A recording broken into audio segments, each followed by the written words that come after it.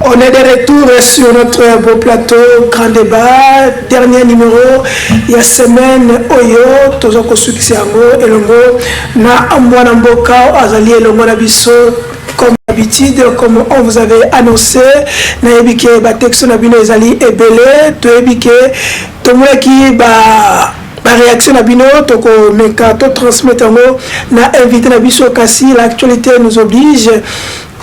Après l'investiture, il y a Madame Toulouka, remise et reprise de Salamaki, lobby, différents ministères, pas vraiment nous sommes tournés, certains ministères, remise et reprise de Salamaki, Kassi, Tokozonango, en force de détail, d'autres actualités, été lundi, naufrage et Salamaki, Topère de Bayimboka et Belé, plus de 80 personnes, Bakoufi, Namaï, chef de l'État, a souhaité qu'il va connaître le mercredi, paix à Sengaki, le gouvernement, ba fungola ba enquête, ba tala ba ye ba cause ni ba tona kufeli pe ba zoa ba victime wana to ba bato ba kufeli wana en charge. Tokozonga la activité mususu pe le bezaki anniversaire ya chef de l'État a kokisi 61 ans, to souhaité ba joyeux anniversaire Bisika Azali asala ki pe lobi ordonnance ya konomé nouveau Dirkaba na ye kuna na présidence ya République démocratique du Congo Mboka Anthony Batobele Bayebi Azaki Mokoya DG Anapi a commis Dirkaba ya chef de l'État Tokozonga lango en force d'État ya Kassi Bebape Telisusu Lelo Tokozonga la no surtout eza koleka na actualité ya République démocratique du Congo na ngambo na biso kuna lelo depuis le 13 juin et kokisi mbula mibale. Dans 2 ans depuis, les rebelles, il y a M23 qui récupéra Vanda, Konzaka, Bunagana, jusque-là, tu as battu, est-ce que tu as récupéré, est-ce que tu as soudoli, tu as évité. Les gens qui ont invité à répondre à na plateau, na biso, le grand débat, soyez les bienvenus, restez branchés, parce qu'aujourd'hui, nous allons encore rentrer dans force détail parce que tout le monde qui Toyokaki Monamboka Adolphe Muzitu a proposé na gouvernement Toulouka a proposé bango révision to changement de constitution kasi na ngambu ya Martin Fayulu a lobby pour na bango niet ne touchez pas à ma constitution nanango azako sous-traiter opposition ni neza sous-traitance ya majorité to ya gouvernement ezamboli to kobeta lelo mininga yobimalelo zala kimia vanda kimia comme d'habitude zo kopona ya malili tia pembeni zo mwa na yo mwali kaya buna yo ekintsele kinzeki wana otumbia ngo tsango pembeni patango ma attention ko mata hein tona posa na yo to ziba to kufeli trop na semaine mais tona posa na yo. Nous allons partir. Monamboka Issem, bonjour et soyez les bienvenus. Bonjour Monamboka Charlie Chango, meilleur journaliste d'investigation de tout l'État. Merci. Bon, Moni, il faut reconnaître les mérites Yamutu tant waza vivant et que parce que tu es trop jeune et que Bandi Moussalango na moi si ma bakulu te belé. Mais quand vous faites un grand travail, donc on doit beaucoup vous féliciter parce que même le président élu Martin Fayulu en tout cas apprécie votre travail. Voilà une émission parce que Azam Moutoumora a la facilité à convaincre. Mais vous au moins vous l'avez convaincu par rapport à d'autres journalistes maléwistes qui sont là derrière les politiques. Et puis merci à tous les téléspectateurs de CME TV et puis Fest TV au Bazolanda Bissou na YouTube. Merci. Ok, merci pour la présence. Tokobana liboso, et Régis Roti la biso image, to joie d'abord aux alaki activité aux alaki na semaine et au tikoleka, to zonga force détail, to landa, et longo ce qui Régis ezana biso longo, tokotala élément wana, il y a meeting, tokotala pe interview, ya mwana mboka Issem, après to zonga na plateau, to détailler, to décortiquer, to analyser. Tout na yemi tout no nyoso tout obotinde libiso. Ce qui était ko kato tout na nyoso tout. aux appels à Ndaku, réagissez, surtout au côté de la texte, nous devons répondre à Mituna. Ceux qui sont même diaposant, même esprit avec la régie, il faut absolument après tous on a un plateau. Allons-y avec la réalisation.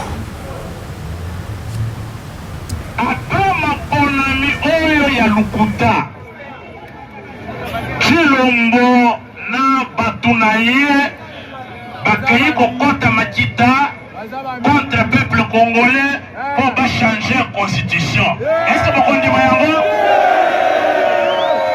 La ligne est bien parce que le commandant du peuple a dit de sensibiliser Bino pour que Chilombo change la constitution. Est-ce que tu comprends? Est-ce que tu comprends?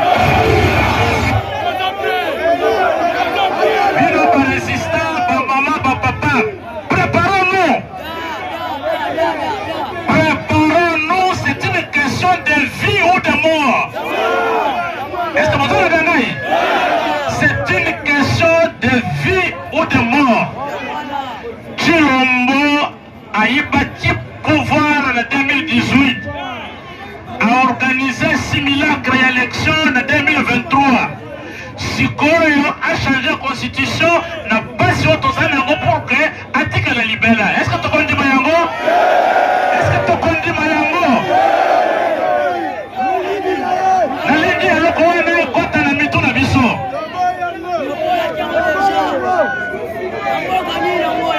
Préparons-nous. Il faut tous se préparer. Moutouata moko akosakana na vie na bisote. Awa dola raison mata. Est-ce que constitution de matisi dola? Awa biloko raison mata. Est-ce que constitution de matisi dola? Awa baso yiba mbongo. Est-ce que constitution tende muto yiba mbongo? Awa bakayako signé accord ya mabe na Paul Kagame. Bakotisi bitumba na mboka na biso. Est-ce que constitution tende ki bango? Awa zo futa ba militaire na biso, na ba policier na biso. Bambongo mike, bango bazo yiba mbongo, bazo tinda bana na bango na poto, bazo somba bandako na poto. Constitution tende bango? Comment on peut blaguer avec nous comme ça?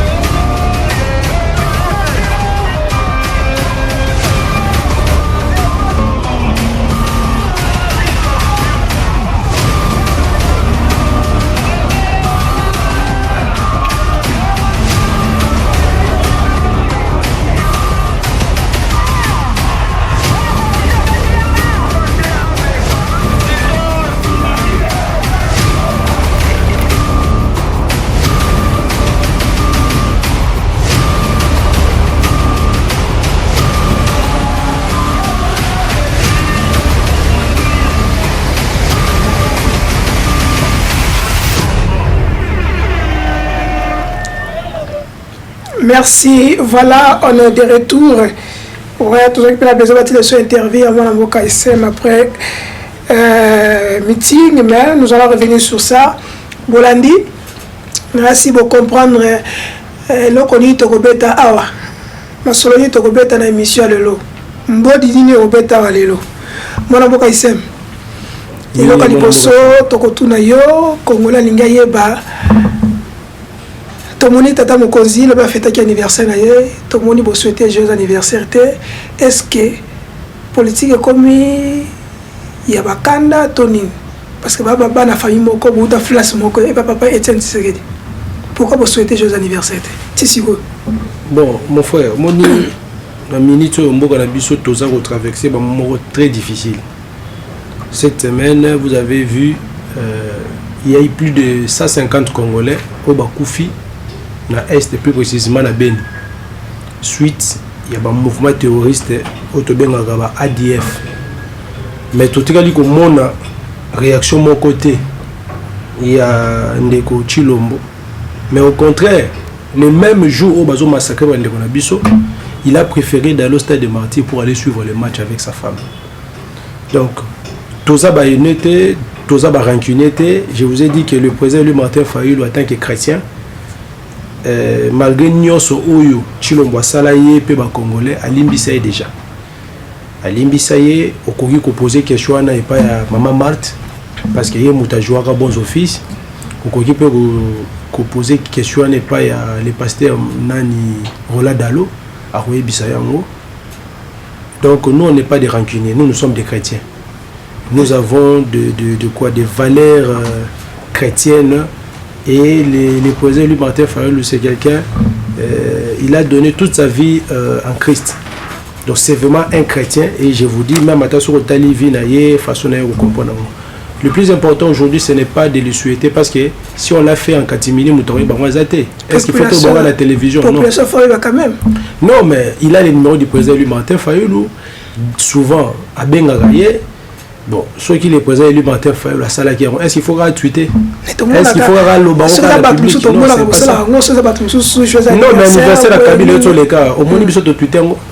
Ou bien au moins il y a le président Louis Martin Fayulu a souhaité un de vivre. Non, on n'est pas des ennemis, nous sommes des adversaires politiques. Ce qui nous unit est plus fort que ce qui nous divise. Demain, il va passer, comme Kabila est passé. Et demain, ça sera notre tour. Nous aussi, nous allons passer. Le Congo va demeurer. On n'est pas. Donc là, on doit dire ça au peuple congolais. Le président Martin Fayulu n'est pas un rancunier, comme certains combattants le disent que non. Azaso qui est né, il n'est pas un aîné. C'est son frère. Ils ont grandi dans une même maison avec les Sphinx. Comme je vous avais dit que non, lui c'est un fils biologique et lui c'est le fils politique des Sphinx. Donc c'est ça, ce sont des frères Basolaka. Au grand jamais, aucun jour au monde le président lui Martin, parce que même maintenant tu es dans le plateau, tu finis en réalité. Nous venons juste de critiquer sa manière de gérer le pays.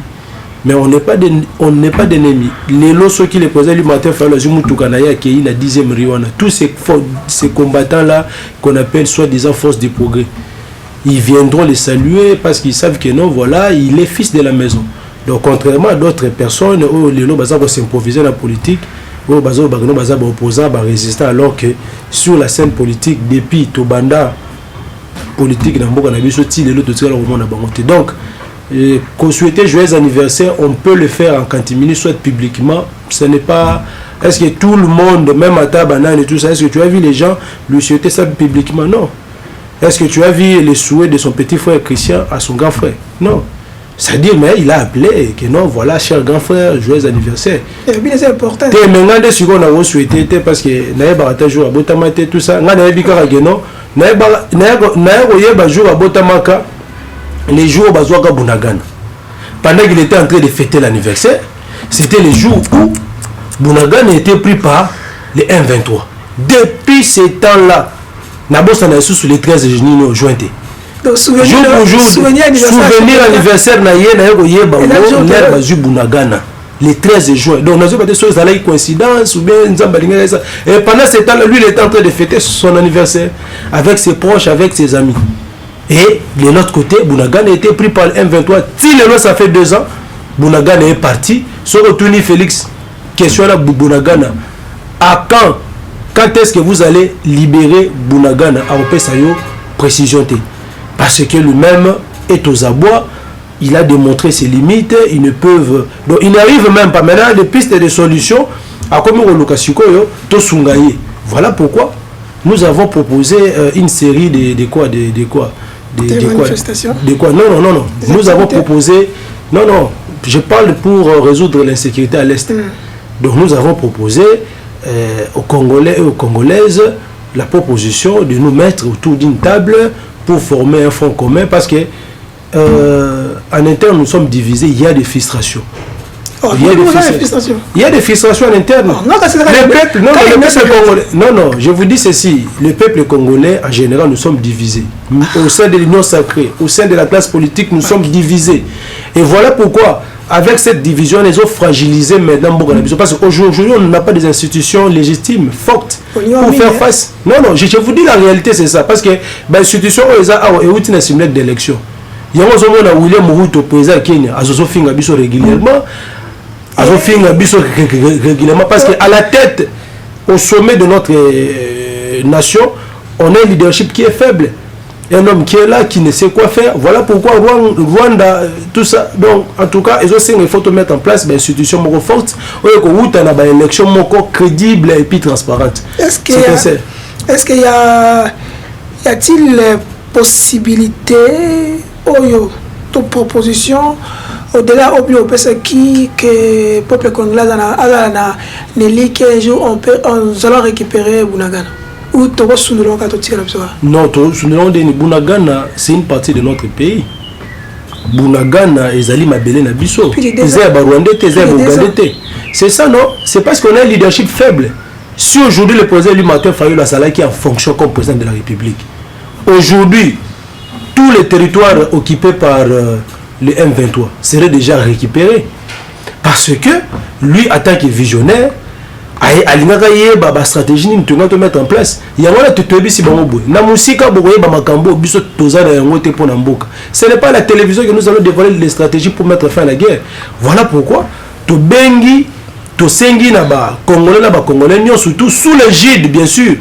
Il y a des prêtres catholiques, soit des pasteurs, c'est-à-dire un père spirituel, va convoquer un dialogue basé sur la réconciliation, la paix et puis la cohésion nationale. À ce moment-là, tu as le bloc front commun pour nous barrer la balkanisation. Parce qu'aujourd'hui, notre pays est menacé par la balkanisation. Chaque jour, il y a des combats intenses dans le territoire de l'Est. Dernièrement, ici, au Yokaki, dans un village là proche de Kabanyongo. Oui, le nom m'échappe. Donc il y a des intenses combats entre M23, RDF et notre FARDC. Et maintenant là, les M23 est en train de profiter maintenant à la fissure interne parce qu'aujourd'hui il y a des frustrations. En face de la ironie, mais c'est ça la réalité. Okay. Laissez-moi commenter d'abord sur notre activité. Nous allons rentrer dans ça. Okay, bon. Donc c'est un peu ça. Ouais, donc il est temps que nous puissions nous mettre autour d'une table pour que nous puissions créer un front commun. Ce front commun là nous allons créer. Ce n'est pas pour le partage du gâteau. Parce que c'est pour barrer la route contre la balkanisation parce que la balkanisation aujourd'hui est commise de plus en plus réelle. Mon frère, tu fais un plateau, tu as un crépitement de balles, mais quel est l'Est? Il y a plus de 7 millions de déplacés internes aujourd'hui, sans abri, et qui n'ont aucune assistance de la part du gouvernement. Aujourd'hui, on a un rapport voilà, pendant 2 ans, le gouvernement congolais, chaque réfugié, chaque déplacé, a 150 francs pendant 2 ans.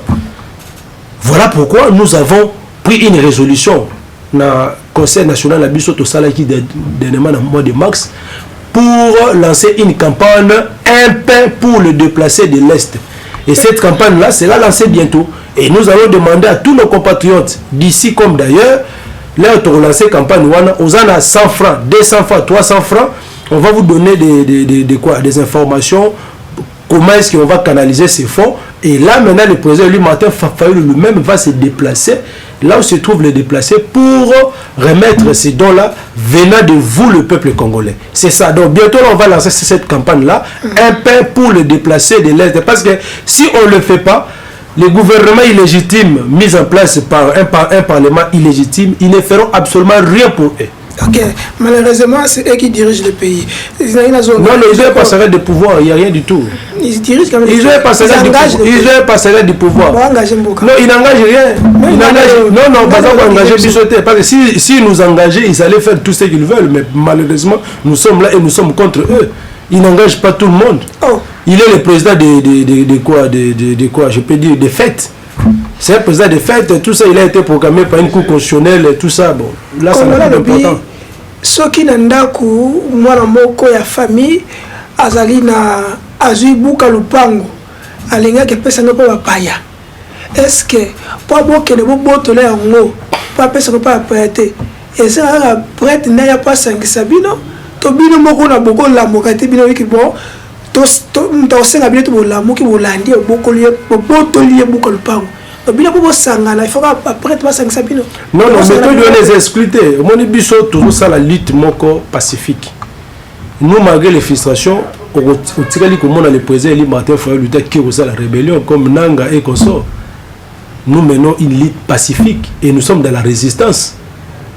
C'est-à-dire que si par cette voie-là du dialogue, fils et les filles du pays vont se retrouver autour d'une table pour trouver une solution par rapport aux problèmes sécuritaires de notre pays. Ceux qui Congolais tout basé d'accord. Nous, en tant que la résistance, nous allons utiliser d'autres voies. Nous allons appliquer soit l'article 64 qui nous donne le pouvoir de barrer la route à quiconque qui veut s'éterniser au pouvoir.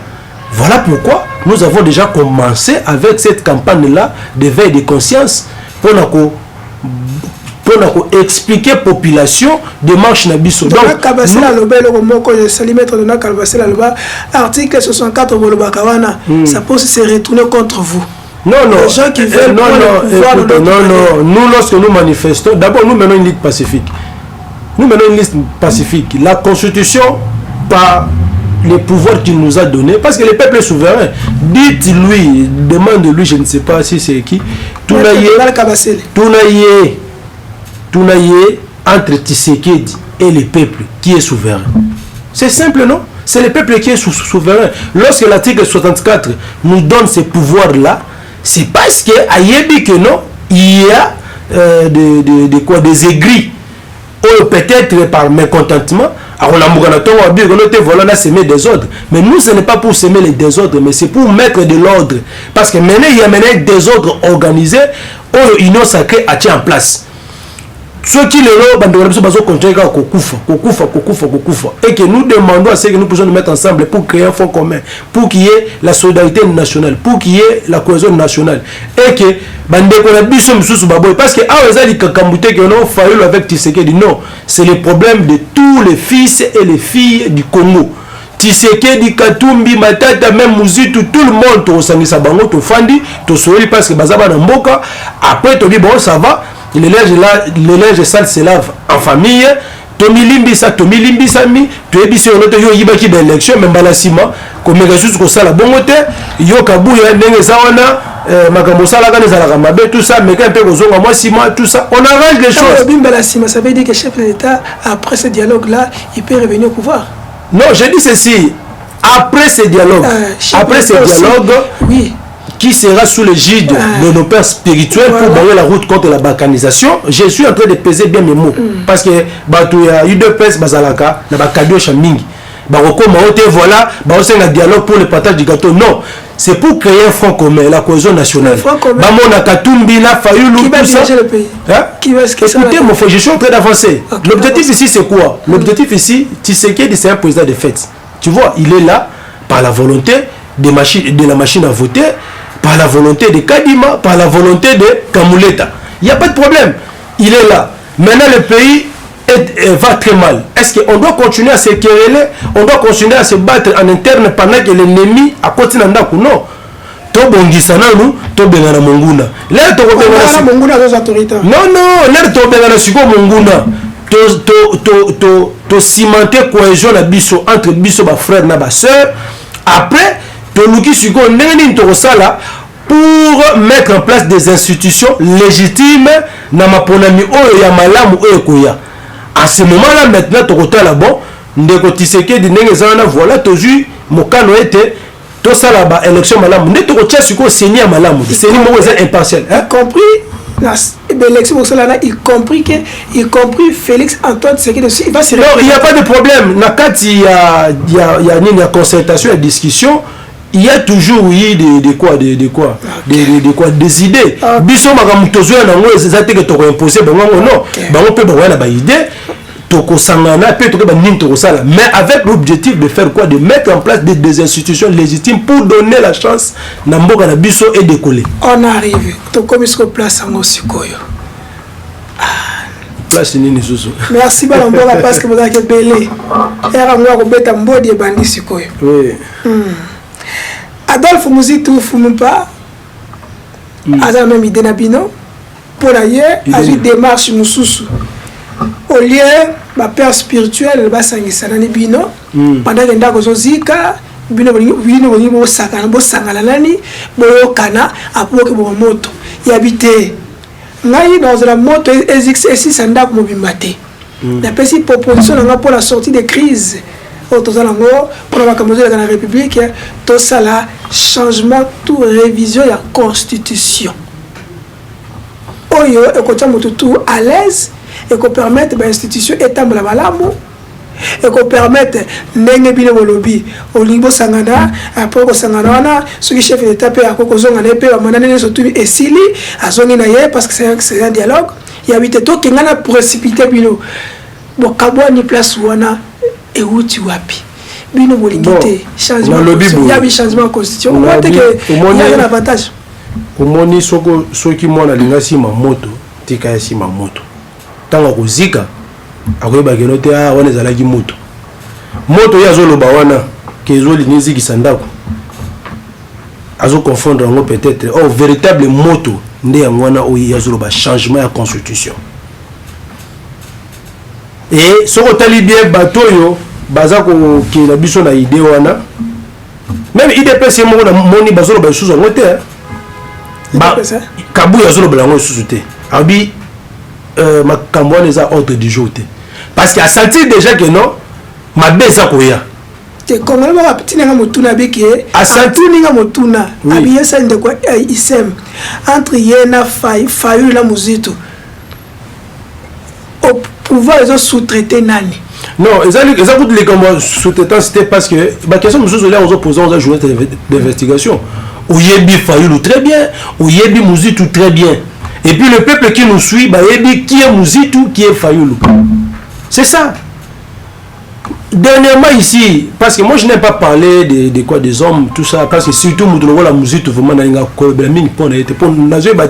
il est dans la résistance, ou il est dans l'opposition, ou il est dans l'union sacrée. Parce que tout le monde qui est à consulter, qui n'est pas à Kabouya, non? Il est allé et il était même prêt de travailler dans le gouvernement. Il y en a ni, il y a Chilombo.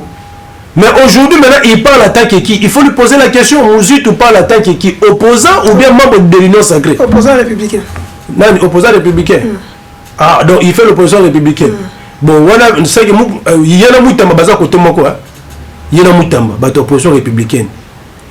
Peuple azol na biso comprendre que non bato opposition républicaine mais ça bato yo baza sous-traité par l'union sacrée parce que la preuve en est que Moutamba yo wana za puis azana kati union sacrée. Donc il faut faire très attention avec Muzitu. C'est quelqu'un qu'on est en train d'utiliser par les pouvoirs en place comme Kabouya moi le bezate pour sur lobby na robimelaye. Comme comment tout ce monde là les cas dit les Paul Chilombo ne peuvent pas parler parce que ils ba meki to robimela bango babite to luka to créer mutu moko boye o azalaka ne opposant te o doit to sous-traiter ye to bimisi lokola dono idée on les autres pe ko tuna opposition oh c'est faux et archi faux Olandi omoko activité to sala ki a on a chango on était là une grande matinée politique avec notre commandant en chef le secrétaire général de Vosito. Vous dites? Oui, c'est pour la première fois. Non, en fait, Tozo Sala, restructuration en interne. Tout à le Conseil national, on a pris des résolutions. Nous sommes en train de faire une restructuration profonde. Nous avons mis en place des stratégies. Et demain, toko banda ba action. Ba action toko banda on les atte ba action loko la dengue tilo ba ba bien bon. Ba toi ta blaguer bon la télévision parce que comme on passe à la télévision ici, ce n'est pas pour blaguer. Si les gens ici passent à la télévision pour présenter je ne sais pas quoi comment pour comment balak bilamba na balataka tout ça, nous on passe à la télévision pour informer la population. On ne passe pas à la télévision pour faire des blagues. L'activité que vous avez vue là, donc yomo yoki peuple aligné que tu dis on a été parce que tant que bazoyi bambongo tant tango bazo voyager tango ba osala ba désordre na bango nyonso ba osala na union sacrée, la constitution ne bloque pas. La constitution ne bloque pas. Je reviens sur Muzitu. Muzitu, c'est quelqu'un de l'union sacrée, le coup la Costa Mutamba, on va fabriquer comme opposant, soi-disant républicain. Muzitu. Oui. Pour la Roluka Nini, oui, c'est ça, non? Pour la Roluka, a crédibilisé thèse, il y a union sacrée sur le changement de la constitution. Moto o yazoluka asimba wana ekoziki ça y est.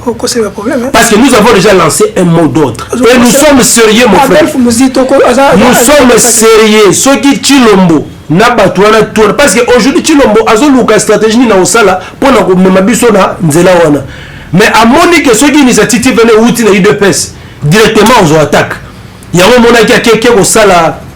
Moi, René Moura, il y a le Kouta avec des faux combattants, parce que je suis en contact avec des vrais combattants.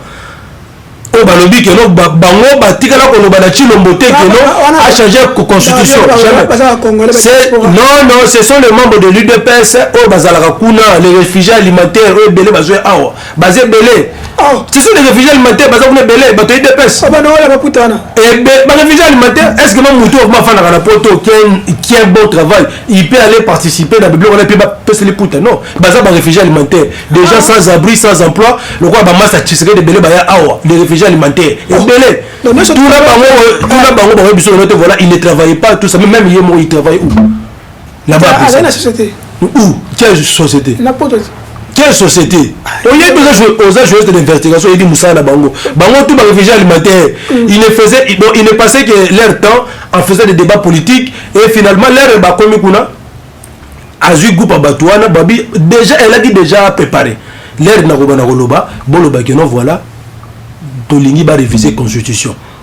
Pas au écho. Non, c'est ça, ce sont des stratégies politiques, on le sait, on le sait très bien. Mettre un mot dans la population pour qu'il y ait des malheureux les routes pas la banque. Mais Bissot a l'air de manière spontanée. Ne fais pas de moi un Bissot la matinée politique de manière spontanée.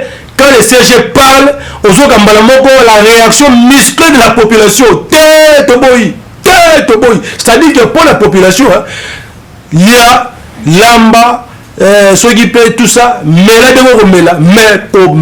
aussi par la constitution. C'est pourquoi je l'ai amené ici. C'est ça notre constitution. N'osez pas toucher ça. Mouzitu Nzela Zolinga Kenabatwana, et ça, Nzela Moko Boye, il ne connaîtra pas la fin. C'est un chemin très dangereux.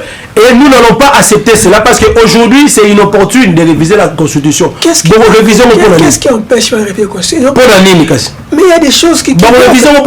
Tu as suivi les choses qui bloquent. Rien du tout, il n'y a rien qui bloque. Même dans le cas de l'union sacrée, attends, je vais te révéler une chose. Même dans le cas de l'union sacrée, question de réviser la Constitution, ils ont partagé, ils ont divisé. Vous êtes d'accord? Il y a une caméra d'accord pour réviser la Constitution. Pourquoi pas? Mais va lui demander. Donc déjà en interne de l'union sacrée, on a déjà Bako Kanate. Maintenant, démarche à Mouzito. Mouzito n'a aucune démarche à mener. Il n'a aucune démarche à mener. Mouzito aujourd'hui, j'ai compris que non, il est de l'opposition républicaine créée par l'union sacrée. Est-ce que tu sais que comme Constant Moutamba. Est-ce que il n'est pas opposant. Mais ça n'a binoti. Non, non, ayaka ne la muka goya.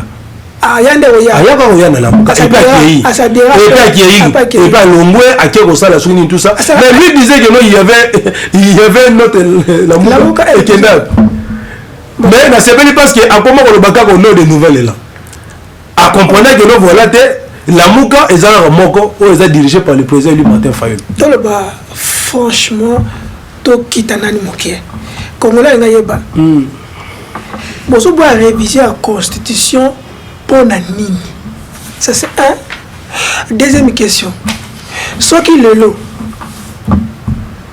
Tata Mokonzi, Félix Antoine Tshisekedi, a lobby que on doit réviser la constitution, mais la tienne condition à Moko. Là, nous avons sous mon constitution, nous avons démissionné. Constitution pour changer, on a se représenter sous souté. Des mandats, 6 mandats, 10 mandats, et ça m'a. Vous allez adhérer? Impossible. Pourquoi est-ce que nous ne voulons pas qu'on puisse réviser la constitution actuellement parce que c'est inopportune. Parce que les gens qui vous disent que non, voilà, bah, va réviser en haut, bah, la proposition concrète. Il y a certains qui disent que non, voilà, parce qu'il y a des gens, système, ceux qui a 4, ceux qui n'ont pas 4 MeToo, on a tout ça. Mais ces problèmes-là de 4 MeToo, ceux qui postulent à plusieurs niveaux, ça ne relève pas de la compétence de la Constitution. On peut juste modifier la loi électorale, c'est tout. Il y a des articles il y a des lois qu'on peut juste modifier et ça peut juste renforcer notre Constitution. On n'a pas besoin de réviser les articles de la Constitution à ce moment-ci. Et puis pourquoi seulement réviser la Constitution? Dans le dernier mandat, il y a Moyibi Oyebozui. C'est avec quelle intention? Mais il va laisser les bases, non? Non, quelle base il va laisser? Parce que la Constitution que nous avons ici déjà, c'est déjà la base que nous avons mis pour que nous puissions avoir des institutions légitimes et puis démocratiques. Parce que si on a des motifs, bien que non, l'une des causes majeures où il qui va mettre en place la constitution, et la contestation et la légitimité de l'institution animateur. Il y a un sali que tous la constitution ou tous l'élo. Mais malheureusement, depuis 2006, on n'a jamais eu des élections réellement démocratiques et transparentes. Voilà pourquoi, au lieu de décoller 18 ans après, on est en train de tourner en rond. Pourquoi? Parce que c'est le manque de volonté politique. Il y a des gouvernants, il y a des parce qu'aujourd'hui, si on a des hommes d'État comme le président élu Martin Fayulu, avec la même constitution, vous allez vous dire que est-ce que Azako a appliqué la même constitution ou bien Azako a appliqué le texte de la constitution? Parce qu'il y a des textes ici. Tu appliques en côté parce que la constitution est tellement violée. La constitution est toujours à mal bateau bazalaka n'a pas intention à s'éterniser le pouvoir. Donc il y a des inopportunes. Et puis des éléments au frère Chango. On n'a pas des institutions. Papa, la légitimité, c'est ça la base. On n'a pas des institutions légitimes. Maintenant, comment notre pays qui n'a pas des institutions légitimes aujourd'hui peut se prétendre de réviser la Constitution? Parce que les gens d'abord qui se prétendent aujourd'hui que nous sommes députés, la population se reconnaître Bangote. Oui, population se reconnaître Bangote. On est dans l'aventure, on est dans militaire union sacrée. Les peuples congolais, ce sont des militaires de l'Union sacrée. Ils ont été monnayés, tout ça, on connaît. Même Joe Biden, tu as vu tout ça, les guerres, Vital Kamere, parce que Azui, il a mobilisé les gens pour venir humilier Kamere, mais Kamere aussi, en tant que félin, il a dit non, voilà tout ça, aux autres années qu'on humilier le président de la République. Donc, c'est un peu ça. Et puis, troisième chose, Mbata et d'autres professeurs, aux professeurs Ressambo, aux Jacques Njoli, ils ont vanté cette constitution. Ils ont dit que non, c'est la meilleure constitution que notre pays a depuis l'accession à notre indépendance. Pourquoi maintenant, aujourd'hui, je ne sais pas, il puis pouf, voilà, dans les jours à venir, on va mettre en place une commission pour traiter quoi? Pour traiter quelle disposition constitutionnelle ils ont dérangé. Parce que tout le monde nulle part, tant que l'article, ils ont bloqué Tchino Bois. Donc c'est inopportune. Voilà pourquoi tu es ici, Mouzitou, tous ces gens-là, Mouzitou, Yambikari, tout ça, que la constitution ici ne sera jamais modifiée. J'ai bien dit, ne sera jamais. Comme on dit que non, c'est une question de vie ou de mort. Vous pouvez blaguer, hein, mais maintenant on ne blague plus. Est-ce que ça peut se justifier? Constant Moutamba, ministre de la Justice, proposition outil, il n'y a pas Adolphe Mouzitou. Proposition n'était pas été, et ça, ils n'ont sacré. Mais il n'y a pas tant que député qui amène ça au Parlement. Le jour qu'il l'amènera, ça c'est moi au Parlement. C'est le jour où peut-être on ne parlera plus de Mouzitou. Les gens blaguent avec le Congo. Hein. Les gens blaguent. Et ça, comment vous avez dérangé? Non, je vous dis, et ça, comme on a été, mais et ça parce qu'il veut faire le buzz. Dans ma camo, ils allaient importer, ils allaient surveiller. Nous doit ça aventure, c'est ça, non? Il se réveille le matin, on va changer la constitution. Si on lui a envoyé comme un kamikaze hein, par l'Union sacrée pour tenter la population, ça va, il va s'exploser. Ndeko, Makisem. D'abord, constitution est banée. 18 ans. 18 ans. Ok. Et là, on y a et la constitution. Parce que tout le monde a payé Belé Afrique. Parce qu'on revendique, il faut pas la constitution. Mais parce que là, si matin, c'est la réalité de la mission Afrique. Non, ce n'est pas une constitution de belligérants parce que lorsque nous avons signé l'accord de Sun City en 2002, il y avait l'opposition, il y avait la majorité, il y avait la société civile, il y avait toutes les forces vives de la nation. Ce n'est pas une constitution de belligérants. Pas pour sa biloté. C'est faux. Après 5 ans, la constitution ici a été rédigée par les Congolais. Donnez l'exemple. Après 5 ans d'élection, mais l'élection de ce côté sont bons belés qu'on peut faire beaucoup de choses. Pourquoi qu'on révise en côté tout à moment 7 ans? Non, ce n'est pas la durée. Ce n'est pas la durée du mandat d'un président de la République. Nemoutou, ils ont empêché Mboka na biso décoller. C'est l'application de nos textes. C'est l'application de nos textes. C'est le manque de volonté politique. Aujourd'hui, si nous avons des institutions légitimes, avec des animateurs légitimes, je vous rassure, mon frère, tous les gens ont besoin d'une année pour remettre Mboka na biso sur de nouvelles bases. On n'a pas besoin de ça. Donc les gens qui disent ça, ce sont des gens, des incompétents, des gens qui sont limités, et ce sont des gens qui ne peuvent pas, qui n'arrivent pas à appliquer textuellement les textes. Ils ne font que violer la Constitution, et aujourd'hui, comme la Constitution les dérange, ils veulent, parce que, mon frère, toi tu es congolais comme moi, aux la presse, on a des acteurs politiques. Oui, mais parlons comme des citoyens. Si on change la constitution, déjà, nous avons des presse déjà, c'est pour vous dire quoi? Les modifications à côté à presse, la constitution, et là, on a bien été local à Sambou. Ah, Yves Bouya à Sambou. Parce que Baroya n'a pas proposition moko boye ponako miseler presse. Or constitution est possiblement 4e pouvoir et ça dérange même les gens du pouvoir. Okay. Voilà pourquoi vous les journalistes vous êtes victimes. OK, merci Ndekomoko Atnebisumutuna. La France va Macron a dissoudre l'Assemblée nationale. Il connaît quoi il était. Si chef d'État se réveille bon matin, ah oui bon. Constitution oyo ne confond to saline to mbio to bana sika tellement c'est mes années parce que bino elle m'a dit que mobilisation beaucoup mobilisé. Non, qui te dit ça? C'est faux. C'est faux. Opposition Koufa. C'est faux. Nous sommes dans la résistance, papa. Non, en fait, ne comparez pas la France avec la RDC. C'est comme les jours et la nuit. Il y a une grande différence. Ne comparez pas Macron avec Tshilombo. Macron, il est président légitime des Français. C'est un président, non, je parle bien de la légitimité. Macron ne souffre d'aucune illégitimité. Non, je vous dis ceci. Macron, c'est le président légitime des Français. Tshilombo, c'est un président de fait que nous avons au Congo à l'issue d'un simulacre d'élection. N'est-ce pas? Donc, il ne faut pas comparer ça. J'ai dit déjà à ces messieurs-là que non. Aujourd'hui, Tshilombo n'a pas cette compétence-là. Parce qu'il est illégitime. Tous les actes au Tshilombo Posaka, chez nous à la Mouka, devant nous, devant les présidents élus matin, ne représente rien. Non, ne représente absolument rien. Au moins, on donne ça à nommé premier ministre, Soumino, ne représente rien. Est investi gouverneur, ne représente rien parce qu'on sait que non, il est illégitime, c'est un président de fait. Okay. Donc ne revenez pas dans ce débat-là. Voilà pourquoi ce n'est pas ça. Et ça, voilà Tshilombo avec la difficulté qu'il a. Parce que même ici, il dissout le Parlement. Quand il Malasseni, il va organiser encore un autre simulacre d'élection.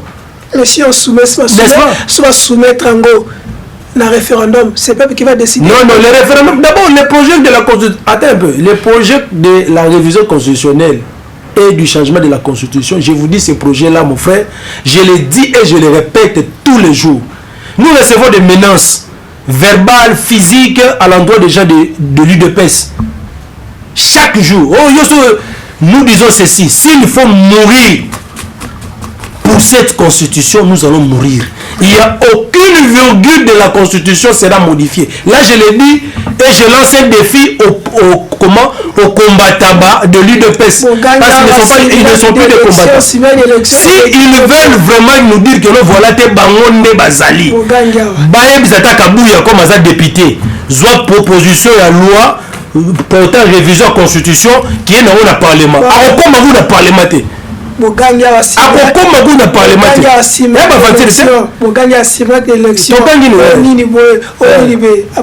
mon frère, attendez le 30 juin le discours attendu à l'occasion du 64e anniversaire. Il y a le président élu du peuple congolais, le président Martin Fayulu. Je vous inviterai pour que tu viennes suivre ça en live. Et le peuple congolais, c'est la message Moko le 30 juin. Wana bato bazo ba noter le président Martin Fayulu parce que Benema tu m'avais dit ça. Azolo baté pour la ligne. Oh tout ça. Mais akoloba sur le 30 juin. Détournement. Akoloba sur le 30 qui a détournement. Il y a tout dans mboka. Non mais non comprendre détournement sur les réseaux sociaux mboka. Bino ko baraté. Courir kende mais yo mon congolais transport non papa la responsabilité ce n'est pas de Martin Fayulu, c'est nous le peuple congolais. Non non, j'ai dit ceci, c'est nous le peuple congolais. Lui il est en train de faire sa part, nous devons aussi faire notre part. Non, on a dit c'est avant ça la part il est là, il travaille tous les jours. Peut-être des fois il dort la nuit. Les gens pensent que non voilà le président comme il ne parle pas. Non, il est là tous les jours. Demandez à vos confrères. Jamais, il ne l'a jamais fait. Nous, on était là le dimanche, on était porteurs de son message. Tu nous as vu sur le terrain, on a paralysé la ville. On a paralysé la ville. Tout le monde a été tombé le dimanche. Et déjà ce dimanche ici, on sera à quoi? Je crois à Mwamba. Le dimanche prochain, nous serons à Lukunga. Et puis, on va clôturer par la Funa. Donc, dire que non, voilà le président du Martin Fayulu ne parle pas, c'est faux. Il va parler le 30 juin. Le peuple congolais, restez connectés. Boroka, la vérité, et quand moi je parle comme ça, je suis l'un de ses lieutenants et je suis porteur de son message. Le fils politique est Martin Fayulu. Tout à fait. Ok. Revenons maintenant dans la situation. Il y a Mboka. Congolais, il y a opposition, il y a SID, la Moka, le gouvernement Simon dans la monnaie. Il y a un autre, tout le monde. Tout le monde qui sont pour le gouvernement. Le 6 piliers du gouvernement, au monde bimi, mais le gouvernement est bimi, il y a une position, il y a la Moka. Malgré que vous voyez que le c'était la Rabie, mais ils ont impacté la population. Je t'avais déjà dit que. Ils ont impacté la population au bino, pour mettre la tolo, la population au bino, pour dire que Tomatato qui tasse et qui dirige, c'est eux qui sont là. Les 6 piliers, il y a le gouvernement. Quel est d'abord votre attendement dans 6 piliers? Quelle est la priorité dans 6 piliers au gouvernement ici? Selon vous. Tout le monde est opposé, mais selon vous, parce que au bas de la population, 6 piliers, qu'est-ce que vous attendez? Avant la côte, on a tout le monde au gouvernement. Mon frère Chango, mon blague est commise à tous les niveaux. C'est-à-dire, même ce que nous avons vécu dernièrement, soi-disant investiture, il y a un gouvernement illégitime, par un parlement illégitime, dirigé par un président illégitime. Donc, ils ont aventure. Ils ont aventure. Parce que maintenant, nous, surtout au cas qui n'est pas Maman Soumino, c'est déjà entendu. C'est déjà vu. Depuis 2019, mon discours depuis que Tshisekedi est là, c'est le même discours. Okay. Il manifeste toujours de bonnes intentions, mais la réalisation pose problème. Je ne vais pas... Ce sont les hommes ou ce sont... Non, le problème c'est le système. C'est le système. Nous sommes dans un système déjà biaisé, dans un régime d'incompétents, donc qui a déjà démontré ses limites, donc ils ne peuvent plus rien faire. Donc Maman Soumi dans le lot, c'est-à-dire que non, et l'on ça la rende pas si parce que moi n'a qu'on s'attaquer à ma maman. Mais place bâché on a pensé en tout cas non. C'est juste pour l'humilier. C'est une humiliation de la femme. C'est une humiliation de la femme et je ne suis pas d'accord avec ça. Chef de l'État. Oui, il a humilié les femmes parce que otali bakrobasi nyonso basalaki awa ote voilà tozoconsulte tout ça tozoluka tout ça l'oiseau rare pa mama Judith aye kobima autaki wapi na ministère ya plan ya nani ya gouvernement de Warrior dirigé par Lukonde. Donc l'oiseau rare ça n'est pas wana temps perdu. Donc on les uso abandi sur la consultation pa et finalement bazo démissionner au gouvernement le plus médiocre de l'histoire de notre pays, le plus médiocre. Dans le gouvernement, je peux retrouver seulement 4 ou 5 personnes intègres. Dans 4 wana. Je peux citer Mama Bazaïba, je peux citer Jean-Pierre Liaou. Tu vois, je peux citer, oui, ce sont des. Moi, je dis ça parce que nous sommes dans la résistance. Ça parce que nous sommes dans la résistance.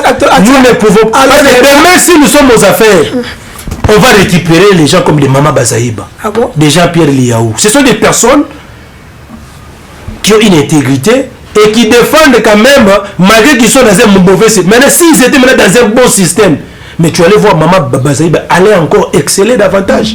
Liaou allait encore exceller davantage. Mais comme ils sont dans un mauvais système, il y a des coques à jambes, on les empêche d'émerger. Mais tout le reste est là. Je vous dis, Comment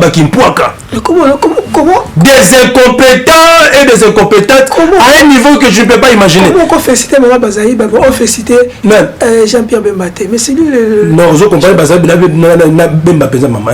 tout ça. C'est-à-dire, même quand nous étions dans la résistance, on sait bien que non, Bazaïba vaut plus que Bemba. Mais Bemba, en tant que leader, Azawana, oui, je vous l'ai dit. Je vous l'ai dit, c'est comme ça, mon frère. Donc, c'est ça la réalité. Donc, le programme d'action présenté par Mama Soumino, donc le peuple ne peut rien espérer dans ce programme-là. On peut savoir un exemple, il a présenté les 6 piliers. Nous sommes tous à la Kadiocha, formons la forme, l'oukuta. Première fois, Maman Zoko en public. Première fois. Nous sommes grandis dans des familles où, pour le finga.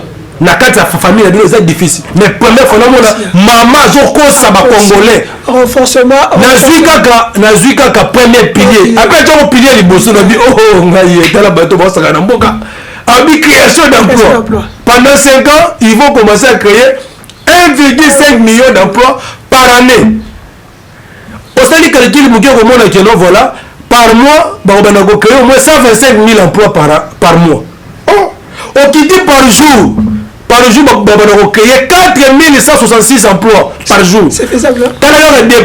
Depuis Oyo, Azala qui investit dans le Parlement illégitime. Tilelo, 48 heures de l'équipe. Non, tout le monde, maman.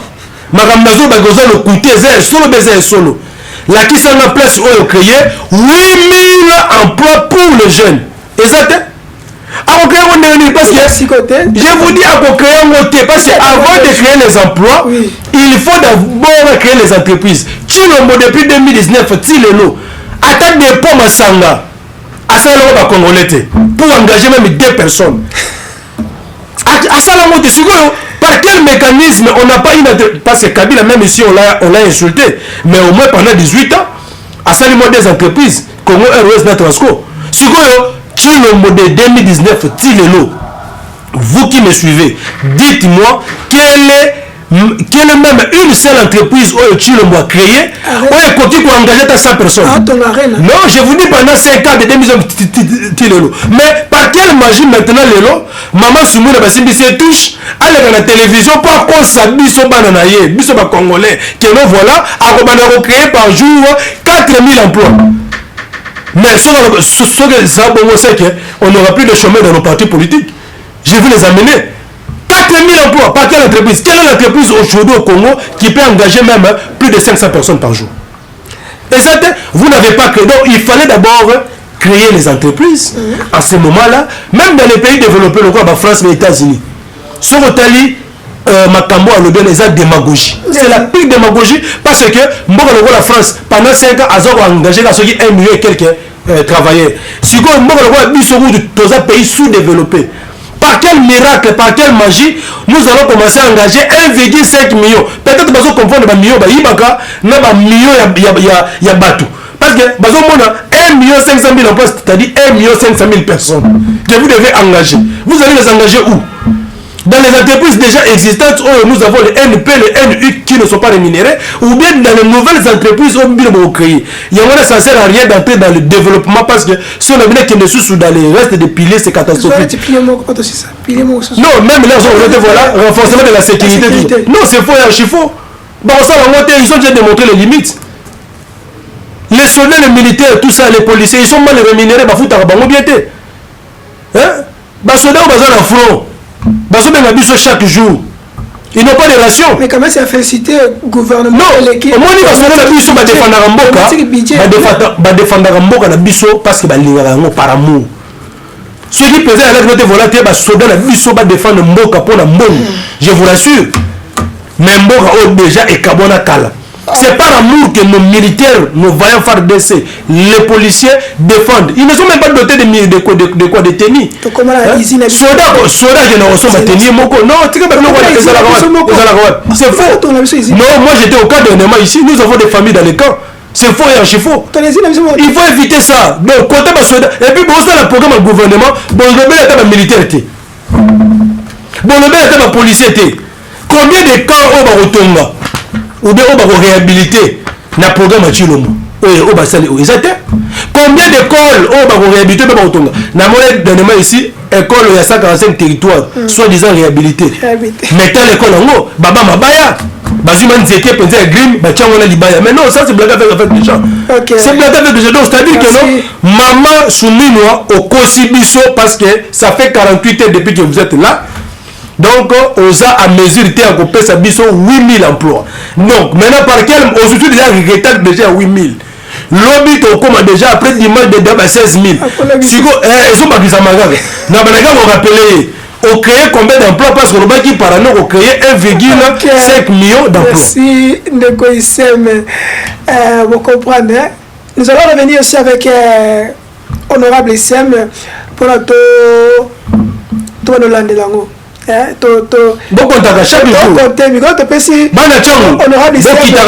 jour, il la primature. Ministre chargé.